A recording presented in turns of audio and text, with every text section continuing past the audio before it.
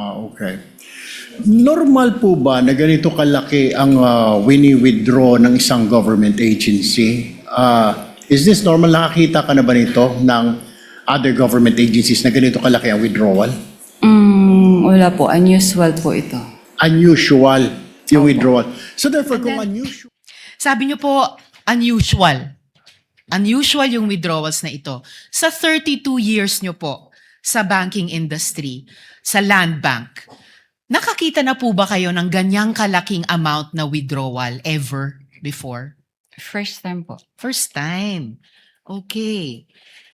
Enzo Recto, kalaban ang katiwalian at kasinungalingan, kakampi sa katotohanan at kabutihan.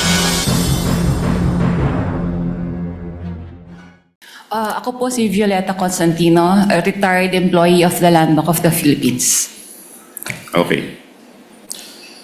Sabi po ninyo, kayo ay retired employee ng Land Bank of the Philippines. Madam Witness, gaano po kayo katagal na nagtrabaho sa Land Bank of the Philippines bilang isang empleyado? Nagtrabaho po ako sa Land Bank for 32 years na po. Okay. Now, Madam Witness, ano naman po ang kinalaman ninyo sa impeachment trial ni VP Sara Duterte kung meron man po? Tungkol po ito sa 4 na cheque po ng OVP na in-encash po sa Land Bank Show Boulevard nung ako po ay branch manager. Okay. Ngayon, binanggit po ninyo 4 na cheque. Ano po itong 4 na cheque ang binabanggit po ninyo? Yung 4 na cheque po ito ay nakapangalan po kay Miss Gina F. Acosta na may amount pong 125 million each. Okay. Madam, Nirelease po yung ng teller po after po ma-receive sa cheque po yung payment received. Nirelease na po ni teller yung cash kay Miss Gina in packs po siya worth 1 million each po. okay. So, maalala po ba ninyo kung ilang packs po ang nirelease kay Miss Gina Acosta? Bali 125 packs po yun. 125 packs. Okay. Now, pagkatapos pong i-release itong pera in packs, in 125 packs, ano na po ang susunod na mangyayari? Bali nilalagay na po nila yon sa dala po nilang bags. Okay. Given that there is no cross and therefore no redirect, we now proceed to allow the senator judges for their interventions in the order that they signify their intent to ask questions and make interventions. The Honorable Erwin Tulfo, thereafter the Honorable Rafi Tulfo, thereafter the Honorable Senator Judge Aquino. The Honorable Tulfo is recognized for his interjections and interventions. You have 2 minutes, sir. thank you, Mr. Presiding Officer. Miss Witness, Miss Constantino, dyan ba talagang account ng mga OVP sa bangko ninyo, sa show? Or si VP lang ang nag-open ng account dyan sa bangko ninyo? Yung Office of the Vice President po. OVP. Opo. So, hindi lahat dyan may account ang OVP. Wala na po akong alam. Okay. Kaya nga po, tanong natin, si dating VP Robredo po ba nagbukas din ng account dyan? Actually po, na-transfer lang po sa amin ang MDS account po ng Office of the Vice President noong pong September 2022 nung lumipat po sila ng kanilang office address sa Pioneer, Mandaluyong. Okay. Normal po ba na ganito kalaki ang wini-withdraw ng isang government agency? Is this normal? Nakakita ka na ba nito ng other government agencies na ganito kalaki ang withdrawal? Wala po, unusual po ito. Unusual yung withdrawal. So therefore, kung unusual, Madam Witness, hindi mo kayo nagtanong man lang, para saan po ba kayo ito? Kasi alam ko sa bangko po, nagtatanong. Ako po, nagbabangko ko sa pribado. Natatanong po yung staff ko, para saan ba gagamitin ni Sir ito, ni Sir? Hindi na ba ninyo tinatanong? Kasi po may advice naman po siya. So, kumbaga dumaan naman po ito sa proseso nila. Kaya, I don't think po na Pero magtanong pa kami. what is the SOP? Ano pong standard operating procedure pag may mga malalaking withdrawal? Or exempted pag mga government agency, lalo po't mga matataas na ahensya ng pamahalaan? Wala na pong exemption. Kaya lang po itong sa particular na transaction po ng OVP, bali meron naman po kasi silang fino-forward na advice po sa branch. Okay. Alam niyo po ba na ito ay for intelligence fund, yung wini-withdraw? Hindi po. Hindi niyo po alam na Intel fund ito. Opo. Pero nagduda po kayo sa ganitong kalaking halaga. Is that correct? Sa personal opinion namin sa bangko, parang syempre po, saan kaya gagamitin po yung yung cash na to? So, pero hindi naman po namin tinanong na. Kasi may advice naman po siya. Okay, panghuli na lamang po, Madam Witness. May other agencies pa ba na may account sa inyo? Marami naman pong mga government agencies po sa Sa land branch bank show. ninyo? Mhm. Okay. Pero walang mga ganito kalalaking withdrawal? So far po kasi na-convert na po lahat kasi sila sa mga online system like yung sa ATM payroll. So hindi na po ganyang kalalaki mga withdrawals po nila. Thank you, Madam Witness. Thank you, Presiding Officer. Thank you, Senator Judge Erwin Tulfo. Senator Judge Rafi Tulfo is recognized. You may proceed, sir, when you're ready for interjections and interventions. You have 2 minutes, sir.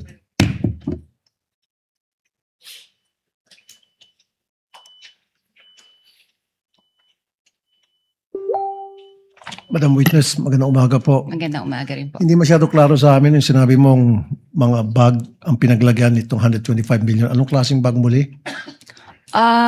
Sa pagkakaalala ko po, ito po isang mahabang bag na Mahaba. parang dinescribe ko nga po as Duffel like bag? Gym bag? gym bag po. Iba po kasi Gym yung bag. duffel bag sa bangko. So gym bag ano kalaking? Isang Mahaba lipa? Okay. Ayon sa BSP, ang 1 million approximately 1 kilo. So that's 125 million. So si Gina lamang ang nagbitbit ng 125 kilos palabas ng bangko? Ang alam ko pong assistance po na naalala ko po ay nag-provide po kami ng trolley. Ng trolley. At Opo. mag-isa lang si Gina. May kasama po sila eh. Hindi ko lang po ma-recall. So ilang duffel bag po ulit?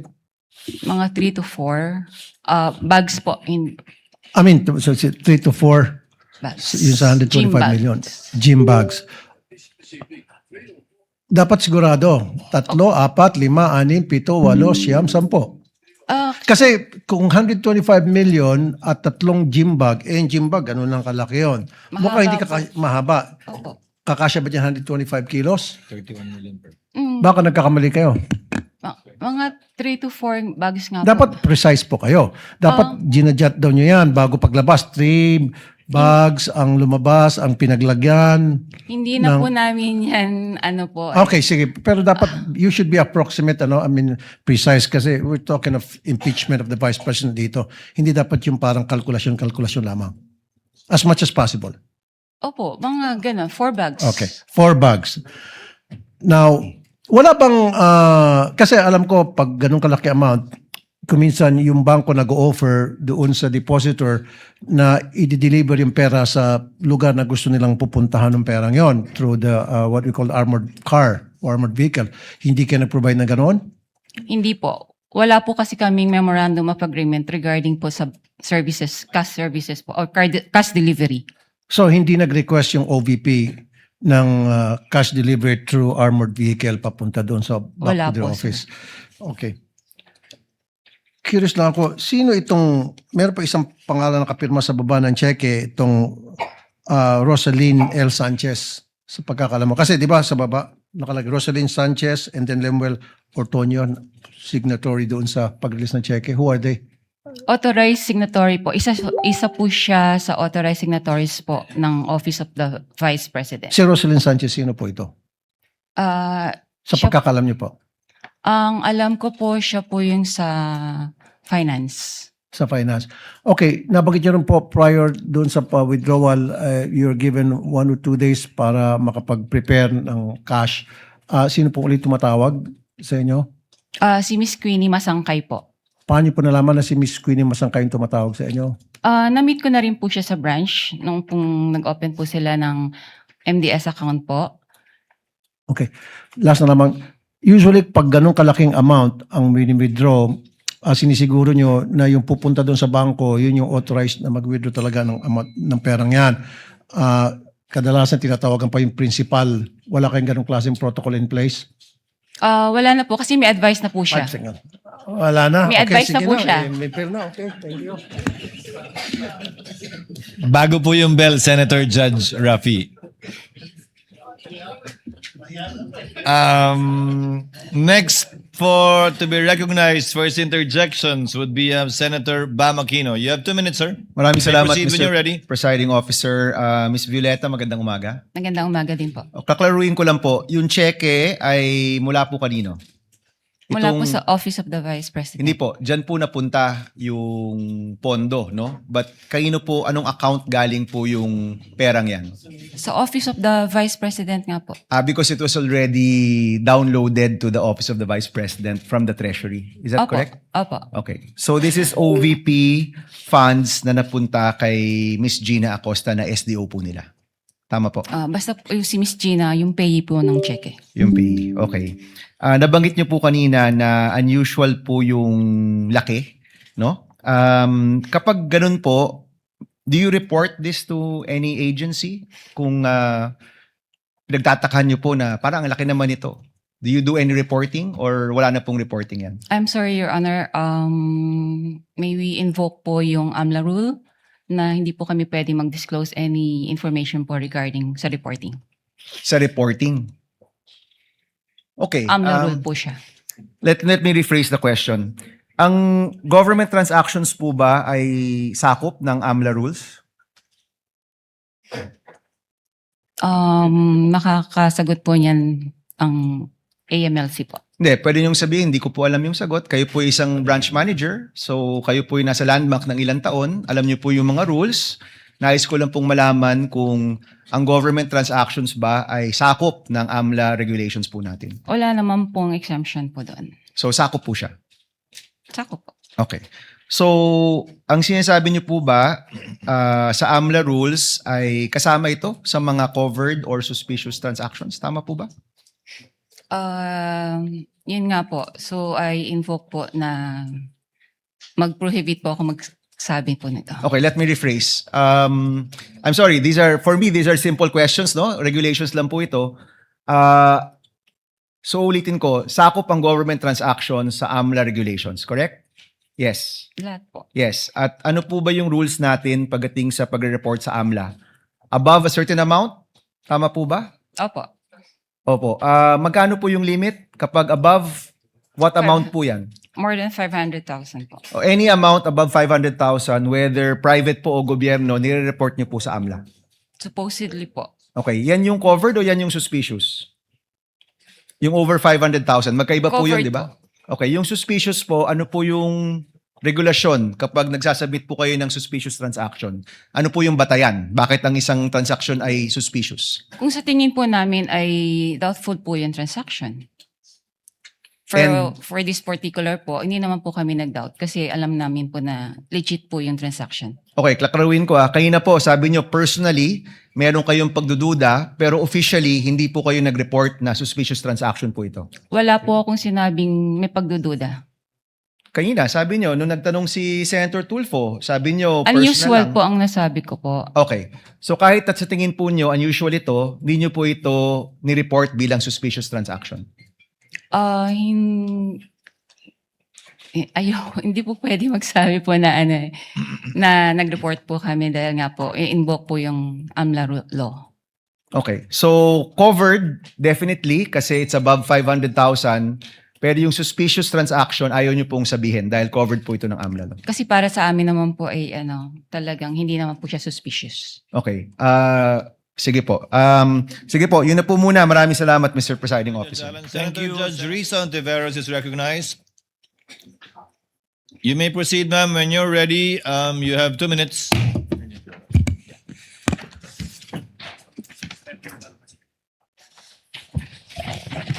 Salamat po, Mr. Presiding Officer. Madam Witness, yung 32 years nyo po na sinabi sa banking industry, yun po ba lahat ay sa land bank lamang? Opo. Okay. And then, sabi nyo po, unusual. Unusual yung withdrawals na ito. Sa 32 years nyo po sa banking industry, sa land bank, Nakakita na po ba kayo ng ganyang kalaking amount na withdrawal ever before? First time po. First time. Okay. Sabi nyo nga kanina, unusual yung amount. First time, may ganyang amount na 125 million pesos. Bakit nyo sinabing unusual? Ano yung floor nyo para sabihing unusual yung isang amount? Usually po kasi kaya naging unusual para sa akin kasi cash po siyang kinukuha. Mhm. Sa other, ano naman po is, kumbaga nag-issue po sila ng mga cheque sa, yung disbursement po nila. By checks po, hindi po cash. Okay. So hindi lang yung laki nung halaga na 125 million ang unusual din na yung ganyang unusual amount ay sa cash kinuha at hindi sa mga cheque. Opo. Okay. And yung 125 million, yun ba yung minimum na pag kinuha in cash, sasabihin nyo unusual? Or meron bang lowest amount na kapag kinuha in cash, sasabihin nyo na rin unusual?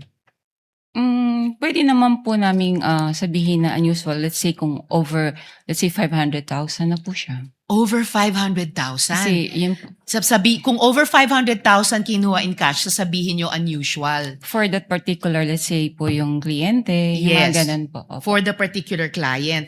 Ito, hindi lang 500,000, 125 million. So, 250 times mas unusual sa minimum amount na sasabihin yung unusual kung kinuha in cash. Depende po rin sa yung kliyente po. Depende sa kliyente. But kung sino mang kliyente aside, nasabi niyong unusual dahil 125 million na para po sa akin is 250 times yung 500,000 at hindi po in check, kundi in cash po kinuha.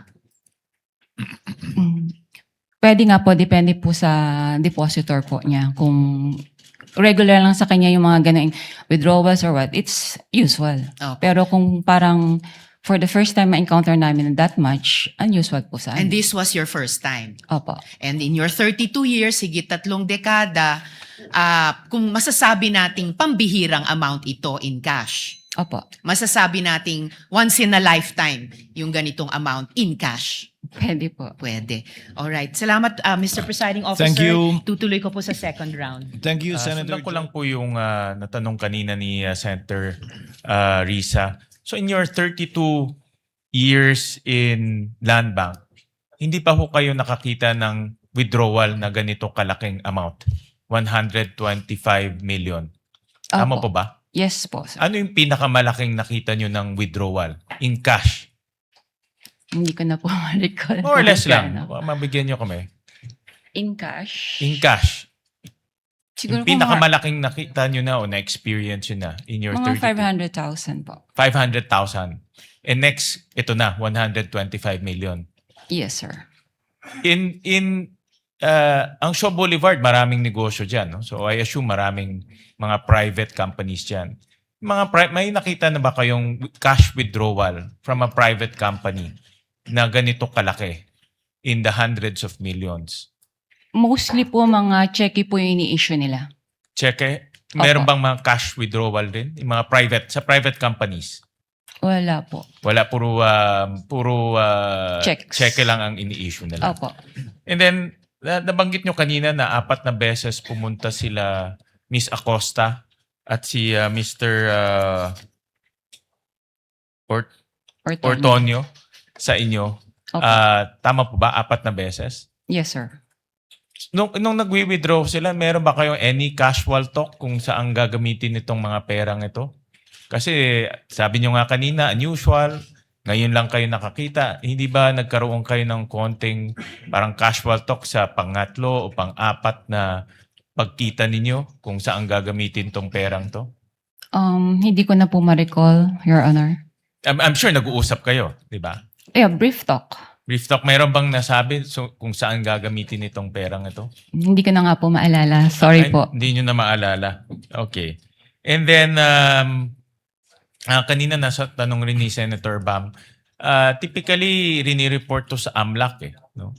Yung mga ganitong kalaking amount. na-report nyo na ba? Na-report nyo ito? Hindi yung detalye Ang tanong lang naman kung na-report yung ganitong kalaking cash withdrawal sa AMLAC.